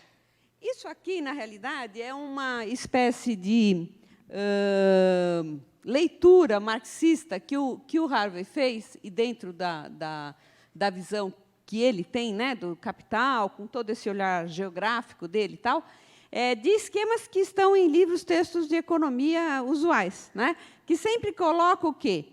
A produção, né, as empresas, de um lado, e, de outro lado, o consumo, as famílias. Só que é uma esfera privada, né, de consumo e de reprodução da força de trabalho. Isso aqui é outra esfera privada da produção de valor que toma a forma concreta de produção de mercadorias, né, e você tem, no entorno disso aqui, e conectando essas duas esferas privadas, toda a esfera social, que é a esfera do mercado, né? A esfera social, por excelência, da sociedade capitalista é o mercado. E aqui ele colocou o quê? Né? Desse lado aqui, basicamente, as relações de mercado que estão envolvidas na produção de mercadorias e na produção de valor, né? E as relações que essa produção tem, né, com os cidadãos comuns, vamos dizer assim, com as famílias e consumidores de um lado, e também aqui com o Estado de outro. Bom, então, ele chamou aqui de organização técnica e social do processo de trabalho, né? O que é essa organização? É a utilização de meios de produção, né, e força de trabalho, que esses meios de produção aqui, eles dão uma determinada produtividade à força de trabalho que permite a produção de valores e de mais valor. Se houver um crédito que tenha sido tomado para essa produção, uma vez realizados esses valores, a realização passa pela venda para o consumo ou para o próprio consumo produtivo, a dívida é liquidada, né? E, na realidade, aqui poderíamos até ter colocado outra flechinha, né, pespontada aqui, no sentido contrário, né? A criação de crédito permite alavancar a produção de valores, né? E, ao mesmo tempo, quando esses valores retornam, eles dão base para a criação de mais crédito e de mais moeda. Junto com isso, porque é da natureza do crédito e daquilo que o Marx chama de capital portador de juros, a gente vai ter a formação de capital fictício. Capital fictício não é nada mais do que títulos de propriedade sobre rendimentos futuros, né? Então, o capital fictício típico é um título da dívida pública, por exemplo, né? O título da dívida pública não é capital, nunca funcionou como capital, nem vai funcionar como capital, né? O título da dívida pública, normalmente, é o resultado de um déficit das contas públicas e que são completados com recurso ao endividamento público.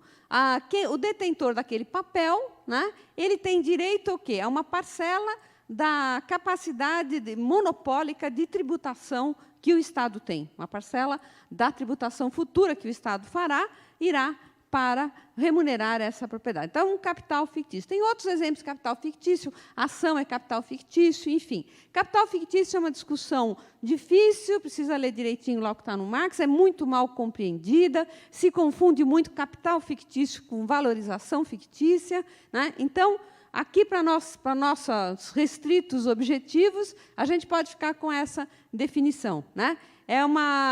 São títulos de propriedade sobre rendimentos futuros. Tá? Bom, então, capital fictício, e aqui, claro, a conexão disso tudo aqui com o mercado de capital, com o mercado financeiro propriamente, e com os intermediários do Estado. Né? Os intermediários do Estado são importantes, porque são os dealers do Banco Central para a criação de dívida, por exemplo, e outros papéis. Bom, aqui, então, aqui a gente tem, no esquema aqui que o Harvey fez, né, tanto aqui quanto aqui, vocês podem ver que tem a palavra ambiente construído. Né? Porque o ambiente construído ele é sempre, enfim, sempre toma forma de mercadoria, mas ele pode estar sendo utilizado produtivamente ou utilizado como consumo final, vamos dizer assim, né? Como um pano de fundo do consumo final. As residências, os parques, né? Ele fala muito dos parques, por exemplo.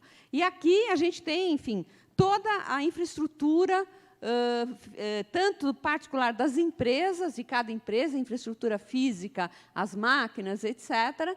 As máquinas não, as máquinas estão aqui em cima, no capital fixo. A infraestrutura mesmo, né, as instalações, quanto aquilo que ele vai chamar também de capital fixo autônomo, né, que são, por exemplo, as ferrovias, os estaleiros, as chamadas obras de arte da construção civil, né, os túneis, pontes, rodovias, etc. Né, tudo isso está aqui. Né?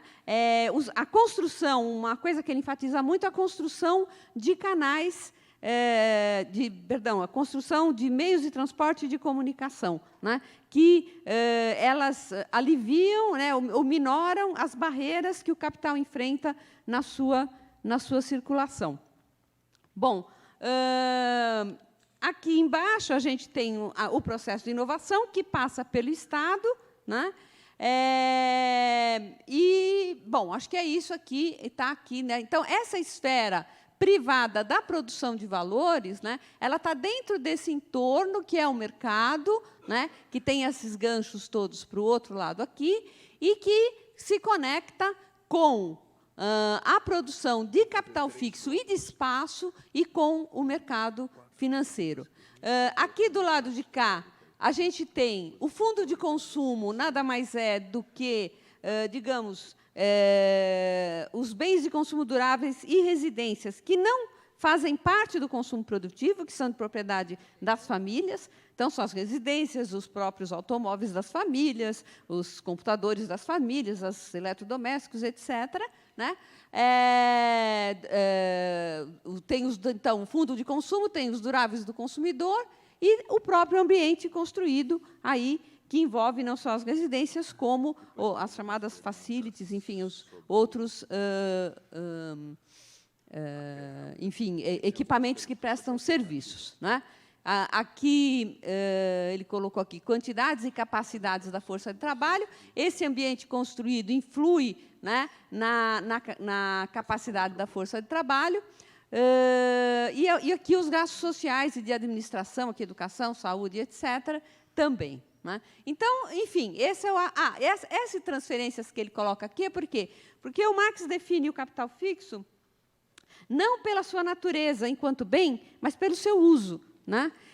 De modo que, por isso que ele não vai chamar a casa da família de capital fixo, né? Ele vai chamar de fundo de consumo. Né? Mas você pode ter transferências de bens, né, que estão, digamos, do lado do consumo final para o lado do consumo produtivo. Isso é, no fundo, uma formação de capital fixo, sem que você precise ter uma produção excedente de trabalho e uma produção excedente de capital monetário, que está ligada à questão das crises que eu vou mostrar e dos limites do capital, que, finalmente, é o que precisa falar ainda nessa aula, que a gente vai mostrar no próximo slide. Pode passar, por favor.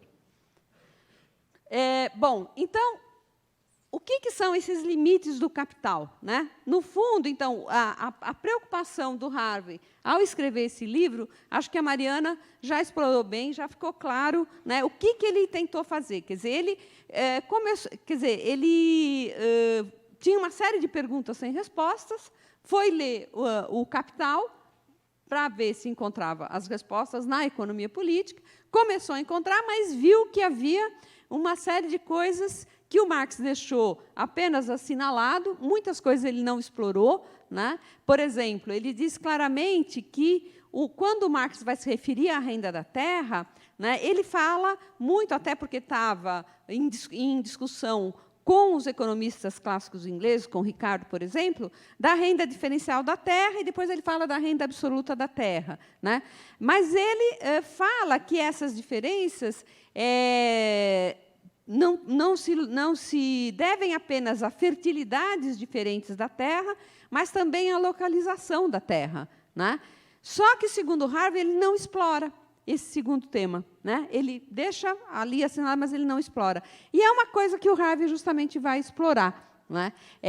Porque, quando eu coloco que a localização da terra pode ser uma responsável pela renda da terra, eu estendo a questão da renda da terra para muito além da questão agrícola.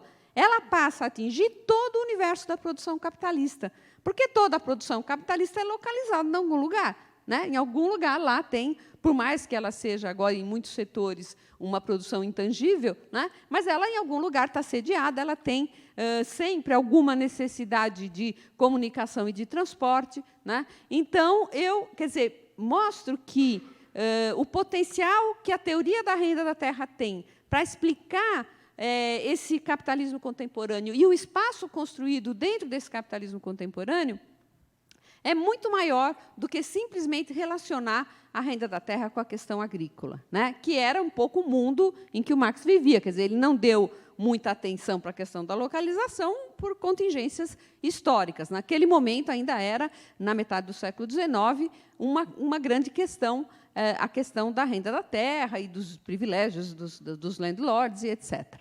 Bom, ele vai escrever o livro por isso, né? E o que ele vai chamar de limites do capital, ele está querendo colocar a ênfase dele onde? Na potencialidade que o capitalismo tem de gerar crises, né? Que o Marx também trata, é claro, tem vários e vários pontos do Capital no livro 1 de um jeito, no livro 2 de outro jeito, no livro 3 de um terceiro jeito, né? Mas, na leitura do Harvey, né, existem dois recortes de crise que ele quer enfatizar, que, segundo ele, já estão no Capital, né? E tem um terceiro recorte que ele agrega, e que é que eu tentei colocar ali muito cifradamente. Então, um primeiro limite do Capital vem da natureza da própria produção capitalista. Por que a produção capitalista está sujeita a crises e a esses limites? Porque existe uma tendência natural da produção capitalista, da produção daquilo que o Marx chama de mais-valia relativa, que não é nada mais do que tentar aumentar a produtividade do trabalho para se apropriar de um lucro extra, né? Se um produtor de um bem qualquer ele trabalha dentro da tecnologia comum e padrão do sistema, ele vai conseguir uma taxa normal de lucro, uma taxa média de lucro, né? Se ele, porém, consegue fazer uma inovação que aumenta a produtividade do trabalho, do trabalhador dele, ele vai ter um preço de produção do produto dele que está abaixo do preço de produção social, e ele se apropria de um lucro extra, né? Então, isso é uma tendência natural do capitalismo. Ora, essa tendência tem um problema, né, que se expressa, de alguma maneira, na famosa lei tendencial da queda da taxa de lucro, que é de produzir capital em excesso, o que o Marx chama de sobreacumulação, né, que é o que está lá, né? Então, a partir da produção, esse primeiro limite do capital, a partir da produção, decorre da tendência inerente dos capitalistas a produzir mais-valia relativa e produz o quê? Sobreacumulação. E como é que resolve uma crise de sobreacumulação? Desvalorizando o capital. Então, você tem sucessivas crises de desvalorização do capital que se, enfim, expressam objetivamente dos mais variados jeitos e, enfim, e formas, né, que tem que ver com o resto. Bom, Uma segunda fonte inerente de crise é o sistema de crédito. O sistema de crédito aqui entendido em lato sensu, né? Não é só o sistema bancário, não é só o crédito que um produtor concede a outro, é todo o sistema financeiro, enfim, tudo aquilo que permite, né, a circulação do capital como capital, né, para além, digamos assim, dos limites da produção e circulação de mercadorias. Então, a partir do dinheiro e das finanças, eu tenho um outro limite ao capital, e o interessante é o seguinte, é que o sistema de crédito ele ameniza os problemas que levam ao primeiro tipo de limite, né? O crédito é uma forma de amenizar esses problemas que vêm daqui, mas, ao mesmo tempo, ele acaba aprofundando as contradições do sistema. E aqui eu agrego a esse tipo de crise aqui, eu agrego outro tipo de crise, né, que são as febres especulativas, e sempre acompanhadas da formação e estouro das bolhas, como a gente viu aí, né, em 2008, na crise imobiliária que a Mariana tratou. Bom, segundo o Marx, bom, aqui o próprio Marx fala, né, que o capital portador de juros, que é a figura teórica conceitual base para toda essa discussão, ele diz que o capital portador de juros é a matriz de todas as formas insanas e aloucadas de capital, né? Acho que essa crise foi uma demonstração muito clara disso, dado o enorme número de títulos diferentes,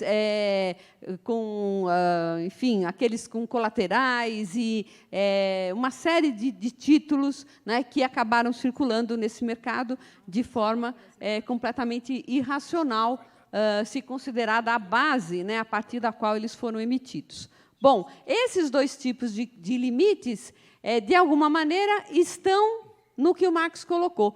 O Harvey explora isso aqui tudo muito, né? Aqui, a partir da própria produção, ele vai colocar, por exemplo, a questão do capital fixo, né? Ele vai mostrar como existe uma tensão entre a flexibilidade total que a mercadoria e o capital sempre desejam, né? E tem como ideal, e o fato indiscutível de que o investimento em capital fixo põe uma rigidez no sistema, né? Se você faz uma hidrelétrica num lugar, você não pode sair com ela por aí, botar em outro lugar, tá certo? Se você faz uma grande planta fabril num determinado lugar, a mesma coisa. Então, você introduz um elemento de fixidez que ele se choca, por natureza, com a necessidade de flexibilidade, que é da natureza da produção de mercadorias e do capital. Então, ele explora, por exemplo,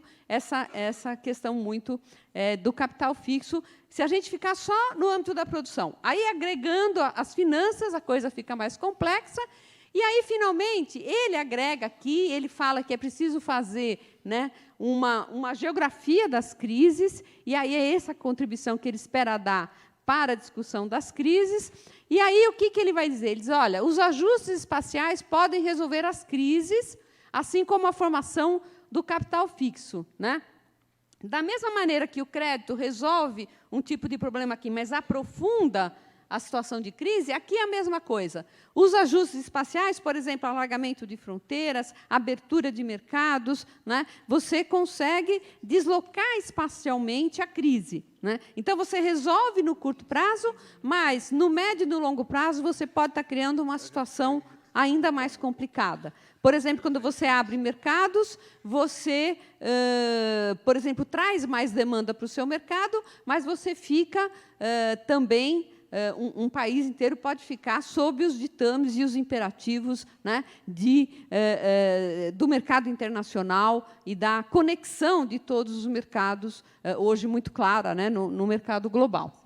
Bom, então, é o que está colocado aqui. Os ajustes espaciais podem resolver as crises, são alargamento de fronteiras, abertura para fluxos de capital e de mercadoria, assim como a formação de capital fixo. Também podem resolver as crises. O capital fixo pode resolver as crises de várias formas. Eu não vou entrar aqui agora, porque senão eu vou extrapolar muito tempo, né? Mas, dentre outras formas, ele ajuda a reduzir a tendência à queda da taxa de lucro, por exemplo, né? Mas, mais uma vez, assim como aconteceu aqui, né, resolve colocando o problema num patamar mais elevado, né, e agravando no longo prazo. No longo prazo, eu acabo tendo elevação da composição orgânica, portanto, agravamento do limite que vem por esse primeiro termo, e inércia geográfica, que é a questão de que, quando você investe muito em capital fixo, você associa interesses àquele ambiente em que o capital está fixado, e isso impede a racionalidade da circulação do capital do ponto de vista do próprio capital. É o que ele chama de inércia geográfica, e que é um problema que, ao fim e ao cabo, acaba contribuindo para aprofundar a contradição e piorar as crises. Bom, era isso que eu consegui preparar aí para a gente encerrar.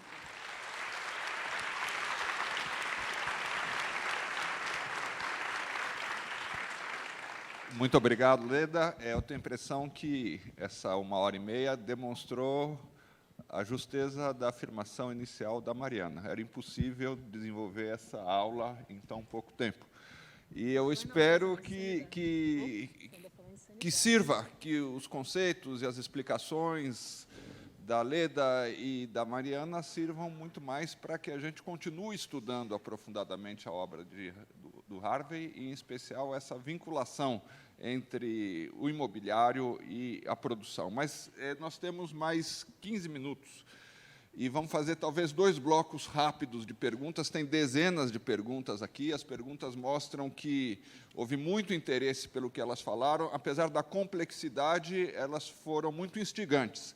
Então, um primeiro bloco de perguntas mais diretamente relacionado às exposições. Vamos lá. Foi dito que são 5 perguntas, eu vou lê-las todas. Foi dito que o capitalismo contemporâneo está cada vez mais rentista. Em seu O Capital no século XXI, Piketty demonstra que o capital da Belle Époque também se concentrava em poucas famílias que viviam à base de renda. Não seria antes uma volta a formas pretéritas de organização do capital através de novos mecanismos? Segunda, do mesmo bloco, as metrópoles mundiais têm substituído a indústria pelo comércio e serviços na geração de riqueza. E os marxistas mais clássicos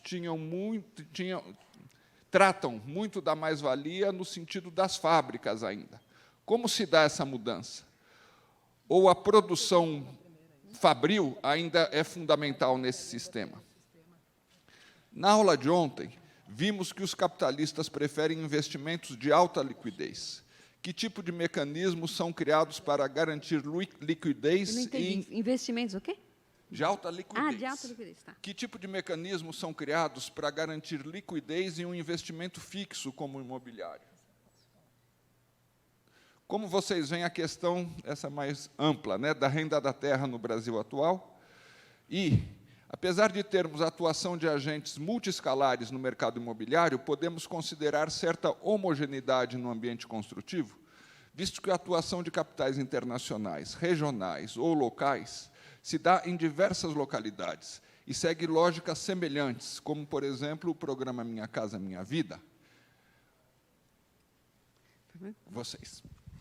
Bom, eu vou responder o que eu acho que eu consigo e que me cabe aqui. Eu não sou urbanista nem arquiteta, apesar de ter muita admiração pelos urbanistas, críticos, né? Críticos. Que fique claro. Então, eu vou deixar as perguntas mais sobre cidade, etc., para a Mariana, que é do ramo. Acho que, das perguntas feitas, a primeira está mais diretamente... eu teria um pouco mais de condição de responder, é que, a julgar pelo que o Piketty demonstra, se não se trataria agora mais de um retorno a formas pretéritas, né, de capitalismo, ao invés de, enfim, um avanço ou alguma coisa assim, seja em que sentido for.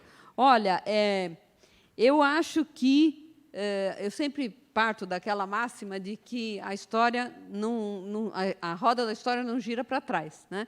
Então, se a gente quiser dizer que é um retorno a formas pretéritas, eu acho que a gente pode dizer, mas é preciso qualificar, né? Por quê? Porque, a meu ver, né, o que está, digamos, induzindo a esse processo em que a renda acaba sendo cada vez mais importante frente às categorias de salário e lucro, que são as categorias associadas ao processo produtivo, né, é o processo de financiarização, né, que não é estranho àquilo que acontece nas cidades, enfim, no ambiente construído, no meio urbano, né, como a gente mostrou. Não quer dizer que o sistema financeiro e as bolsas e tudo isso não existisse antes, né? Existem há algum tempo, inclusive o mercado de derivativos, por exemplo, que estava no coração dessa crise, é bastante antigo, né?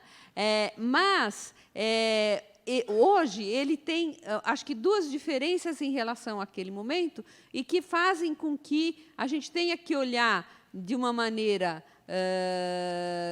um pouco mais avançada o que é o rentismo. A primeira diferença é que o crescimento da riqueza financeira vem se dando a uma velocidade muito, muito superior, né? Isso já desde o início dos anos 80, ao crescimento da renda real, do PIB mundial e, por consequência, por trás disso, ao crescimento da riqueza real, estoque de capital real, né? Então, esse crescimento avassalador, que foi ligeiramente arranhado pela crise, mas continua com uma velocidade e um ímpeto muito fortes, esse processo enfim, alguma coisa com a qual o capitalismo ainda não soube trabalhar, né? Basta ver que, desde os anos 80 para cá, depois de 30 anos praticamente sem crises, a gente tem uma sucessão de crises financeiras, não passa 3 ou 4 anos sem que tenha uma grande crise. Teve um momento em que a gente teve 6 anos sem crise, mas ela estourou, que foi 2002 a 2008, mas ela estourou nessa crise desse tamanho que deu. Então, também não resolveu muito, né? Mas, enfim, é um sistema sujeito a crises periódicas, formação periódicas de bolhas de ativos, e isso está ligado ao rentismo. Então, acho que a gente tem que fazer essa qualificação. A segunda diferença, só para terminar, é que você tem uma mudança crucial no sistema monetário internacional a partir do começo dos anos 70, que é a desvinculação do dólar americano do ouro e a sua imposição como dinheiro mundial no final dos anos 70, com a elevação das taxas de juros promovidas pelo Federal Reserve, né? Então, esse dinheiro mundial sem lastro, ele começou a provocar consequências na forma de acumulação capitalista. Eu vou parar por aqui e deixar o resto para a Mariana, senão vou falar demais. Bom, a primeira questão é como é que se obtém... O capital financeiro, né, quando ele entra no urbano, ele vai querer, naturalmente, rentabilidade, de um lado, não é, dentro dos seus parâmetros. A partir do momento que o edifício é tratado como um ativo financeiro, ele vai ser comparado pelo investidor a outros ativos financeiros, não é? Qual é o rendimento que eu vou obter se investir em títulos da dívida pública, qual é o rendimento que vai obter se comprar ações da Petrobras, não por Petrobras, para não trazer mais polêmica, se comprar algum tipo de ação, e assim vai. Começa a comparar, não é? Então, essa rentabilidade vai ser uma questão importante, e isso vai fazer com que ele acabe dando preferência a determinados ativos que dão essa rentabilidade. E outra coisa que ele vai querer é o que foi mencionado na pergunta, que é a liquidez, que é a possibilidade de vender rapidamente sem perder valor. Tá certo? Então, a Leda me corrige aqui, sem perder valor. E como é que ele vai vender rapidamente sem perder valor? Aí a pergunta já mostra o problema, né? Eles são imóveis, né? Eles são diferentes, eles têm especificidades, eles são locais diferenciados da cidade. Como é que faz isso? E, então, tem jeitos de fazer isso, sim, né? Um dos jeitos que eles fazem é criar, por exemplo, padrões. Então, para edifício de escritórios, eles são classificados por empresas de consultoria, de jeito parecido de um título financeiro. Então, são edifícios AAA, edifícios AAA. E quanto mais alto isso dá para a empresa, o sujeito vai lá, o cara que está lá fora vai chegar e vai ficar fazendo visita de prédio, que nem a gente faz quando vai decidir onde morar, se a pessoa tiver como fazer algum tipo de escolha. O que ele vai fazer? Ele vai ver como é que está classificado, e aí ele já faz uma primeira seleção. E isso é interessante até porque você vê como os fundos de pensão, os fundos das aposentadorias entraram muito nesse jogo. Eu comento isso no meu trabalho, chama São Paulo Cidade Global, como a Avenida Berrini se transforma na avenida dos fundos de pensão, inclusive os fundos de pensão dos trabalhadores da Caixa Econômica Federal, que é a FUNCEF, e que da Vale, enfim, das empresas públicas. Então, de alguma maneira, os próprios trabalhadores se veem dentro dessa situação. Bom, outro jeito de fazer isso, do ponto de vista da moradia, mais complicado ainda, tem João, José, Pedro, Joaquim, um monte de gente que contrai uma dívida. Como é que faz isso? E aí tem esse mecanismo sofisticadíssimo que deu naquela crise desastrosa, mas que é juntar todas essas dívidas em alguns papéis que passam a circular, empacotar, que passam a circular como ativos financeiros. E isso, inclusive, foi boa parte da história da crise, porque nesse empacotamento se misturou dívidas de tipos muito diferentes e também se jogou várias camadas de especulação, vinculando, de alguma maneira, a especulação fundiária com a especulação financeira.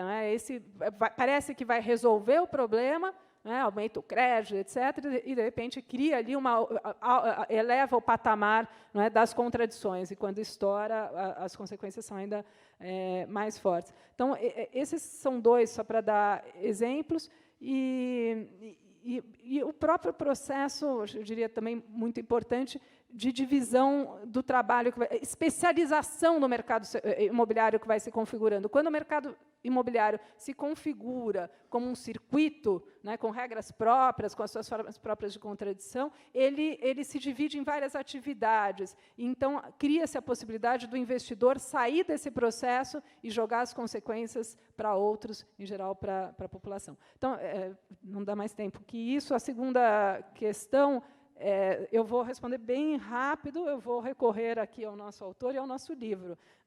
A pergunta está totalmente correta em apontar uma grande heterogeneidade nas formas de propriedade, e o Harvey se coloca essa questão na edição aqui brasileira, na página 447, se depois vocês quiserem anotar para olhar lá. E ele diz o seguinte, ele fala, olha, tem o estudo da Dorian Massey, mostra um monte de variedades de formas de propriedade, de instituições que são proprietários. Como é que concilia essa heterogeneidade com a ideia que os proprietários da terra constituem uma das três grandes classes na sociedade capitalista? E a resposta do Harvey para essa questão é a seguinte: se penetrarmos mais fundo nessa diversidade, podemos começar a localizar uma característica direcionadora do principal comportamento de todos os agentes econômicos, independente de exatamente quem são eles e o que ditam seus interesses imediatos. Essa é a tendência crescente para se tratar a terra como um bem financeiro.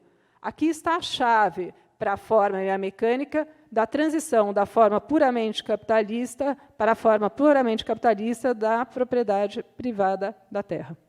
Pessoal, nós estamos quase terminando. O pessoal do SESC está alertando que às 2 horas recomeça, mas não poderia terminar sem fazer muito rapidamente algumas perguntas que têm a ver com alternativas e com os movimentos sociais. Então, vou lê-las bem rapidamente. Primeiro, como pensar o papel do movimento social no momento em que déficit habitacional e, portanto, demanda por casas são base de valorização? Eles são controladores locais do meio de valorização? Como fica a política e a autodeterminação dos trabalhadores? Como vocês veem movimentos de moradia se tornando beneficiários do programa Minha Casa Minha Vida?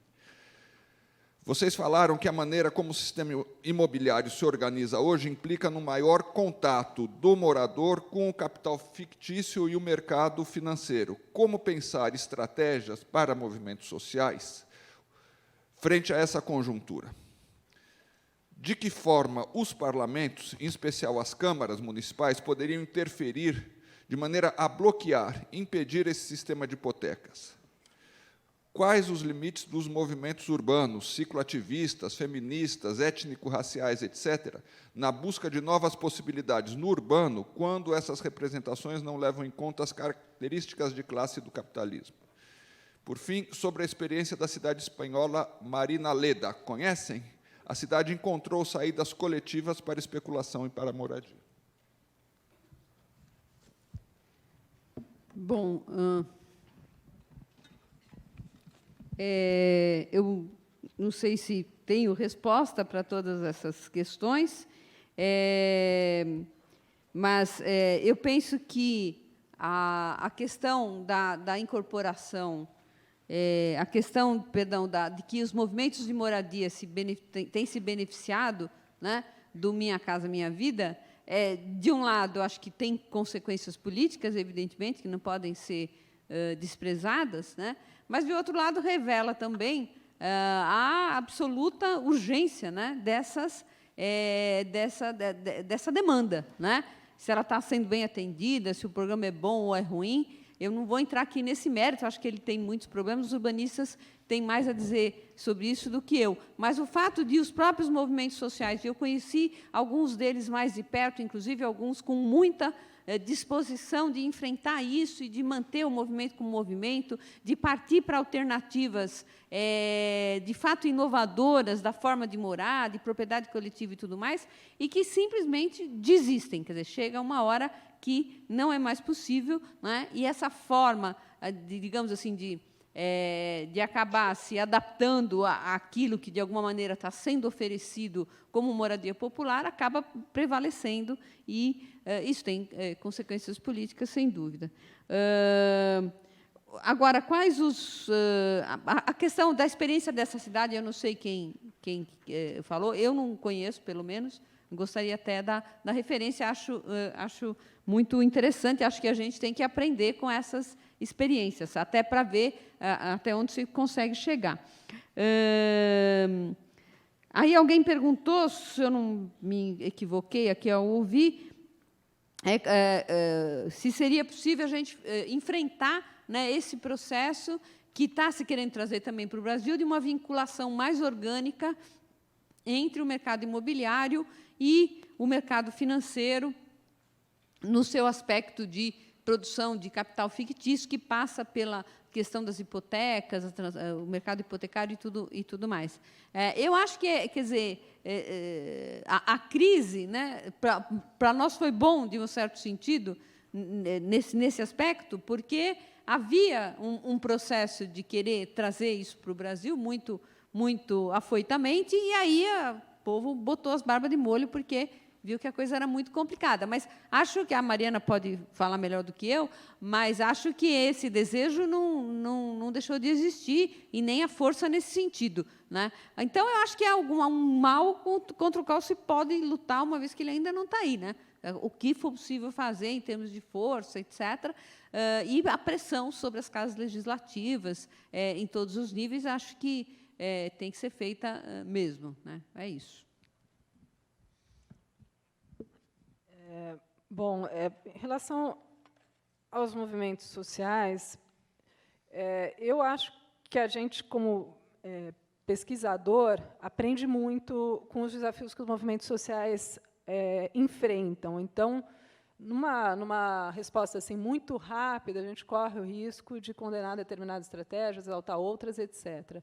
Embora eu entenda e compartilhe das preocupações todas que estão expressas nas perguntas. Um exemplo, quando eu terminei minha tese de doutorado, acho que o primeiro lugar que me convidaram a apresentar foi para o movimento de moradia do centro. E eles viram a tese, eles falaram, olha, de alguma maneira, essa situação que você está descrevendo nos fez ficar falando sozinhos. Nós estamos falando sozinhos por quê? Porque são movimentos que estavam defendendo o direito à cidade, estavam defendendo o direito à cidade na concepção que o Harvey defende, e também na concepção mais imediata, que é da necessidade da moradia, da reivindicação dos benefícios que a cidade tem, né, de morar perto do centro, por exemplo. Então, como é que a gente faz, em face de toda essa produção em escala que agora volta, para defender aquilo que a gente acredita? E isso acho que é um desafio para todo mundo. E quando eles falaram que eles ficaram falando sozinhos, eu me lembrei muito de uma peça de teatro que foi recentemente encenada novamente, com a Georgette Fadel fazendo o papel principal, que é A Gota d'Água do Chico. Eu acho que a leitura daquela peça é muito, em outro contexto histórico, mas também presciente, talvez, como o livro do Harvey, né, mostra muito sobre as contradições nas quais a luta social está envolvida, e de que maneira aqueles que estavam fazendo a luta social, que estavam ali na frente da luta social, há uma estratégia toda que os deixa falando sozinhos. E essa é um problema que a gente precisa enfrentar. Sobre a questão do modelo americano e do modelo de financiarização, eu acho que a Leda, eu concordo, não é? Esse modelo, a crise deixou um pouquinho mais constrangido. Vocês não viram justo a cena no vídeo, né, em que ele fica um pouco constrangido com a coisa do modelo. Eu mesma fui num seminário no mercado imobiliário logo depois, e era uma pessoa que vinha de lá todo ano dizer como é que a gente faz o processo de securitização, etc. E aí ele falou, olha, dessa vez eu vim aqui para uma fala um pouquinho diferente. Eu vou falar como é que a gente não faz para copiar o modelo americano, o que a gente não deve copiar o modelo americano. Esse não, e aí parece que resolve tudo. Então, é muito tentador esse modelo, não é? Porque ele parece potencializar o acesso à moradia. Por que eu fui ficando crítica em relação a ele? A primeira vez que eu vi apresentar o modelo de securitização, esse modelo, né, que conecta, de alguma maneira, o processo de especulação financeira com a imobiliária, a primeira vez que eu vi isso apresentado era, bom, mas isso está gerando nos Estados Unidos, olha quantas casas estão sendo produzidas assim.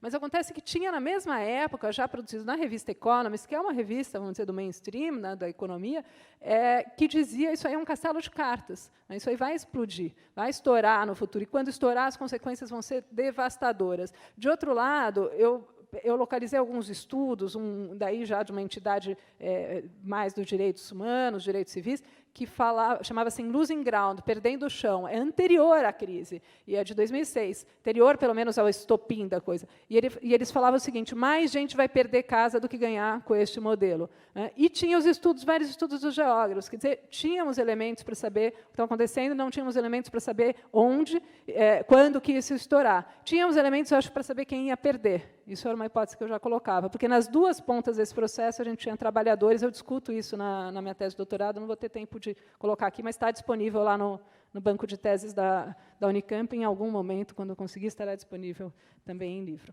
Então, já vou te devolver, essa cópia desse modelo também tem que recorrer aí também a uma sugestão de leitura, né? Tem o livro da Luciana Royer, A Financiarização da Política Habitacional no Brasil. Ela descreve bastante como é que é esse modelo e tudo. Então, né, porque acho que é difícil também, que é uma pergunta que, para quem está acompanhando esse debate, vai acompanhar a resposta. Para quem não está, vai faltar elementos. Então, não sei até que ponto vale a pena a gente... Também a gente não adianta valer a pena ou não, né? Porque nós vamos ser expulsos logo mais.